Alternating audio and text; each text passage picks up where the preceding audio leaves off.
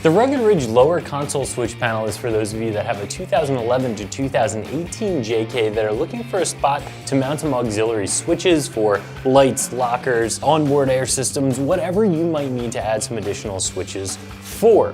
Now this is going to be a switch panel that installs very easily into your Jeep, definitely a 1 out of 3 wrench install, and the panel itself will install in 15 minutes or less, although the wiring involved may take you a little bit longer, and we'll talk more about that in just a second. So if you're looking to mount some switches, you can do a couple of different things. You can drill some holes in your Jeep to install your switches, or you can go with a switch panel like this one. And if you want to go with a switch panel, you can put it on the A pillar, the B pillar, the upper dash, the lower dash, up above the windshield, in a overhead console. There are a million different spots. This is going to be a pretty good spot because it's nice and easy to get to. It's not going to impede your view at all, like sometimes the A pillar lights, they can be a little bit distracting to some people. So this is going to put the switches at a spot where they're going to be very easy to reach. They're not going to be in the way at all. And again, this panel doesn't require any drilling into your Jeep, which is very nice as well. This is going to be a very fairly priced panel in my opinion. Again, this is just going to be the switch panel and not all the switches. You can get it with the switches, of course that's a little bit more money, but for just the panel, I think this is going to be an easy to install option that's going to be a great fit for a lot of you. This is designed and built in a way that it really blends right into the interior of your Jeep. There's an existing panel you pop off, you pop this into place, and it does look like it could have come on your Jeep right from the factory.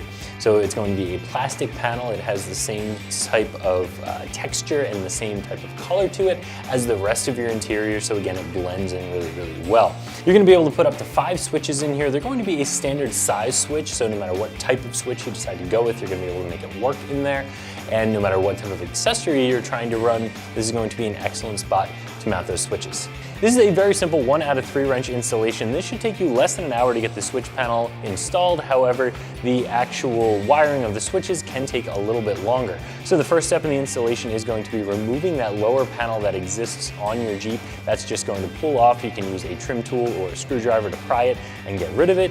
Then you're going to go ahead and snap your new lower switch panel into place. There is a small piece of 3M adhesive that is also going to help to keep that from moving around on you. Now, before you do this installation, you want to pull all of your wires up into position and also install all of your switches in the switch panel. This switch panel will only run you $15. Like I said, I think that's a pretty good deal. You're going to get a panel that does look good in your interior, puts the switches at a spot where they're very easy to get to, and because this doesn't come with the switches, you can put in there whatever type of switches you want. You can, of course, spend a little bit more and get this from Rugged Ridge with the switches included.